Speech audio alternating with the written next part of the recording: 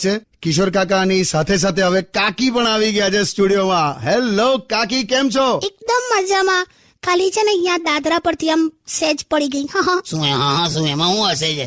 ગઈકાલે ઘરે પડી ગયેલી તું તો પડ જ કરે તું તો ગુંદર વગરનો ચાંદલો. જાવ ને. એ જવા દો ને કાકા, અમે તો બધા એવું સાંભળ્યું છે કે તમે કચ્છ રણોત્સવમાં જાઓ છો આજે. યસ, અમે બંને છીએ છે સુપર એક્સાઇટેડ. એટલે હું તો જઉં છું જ, પણ હવે આનું હવે જોઈ આવજો. આવતીકાલે 24 ડિસેમ્બર સન્ડે સવારે 11 વાગે કચ્છ રણોત્સવથી હું ફેસબુક લાઈવ કરવાનો છું, એટલે બધા આવી જજો.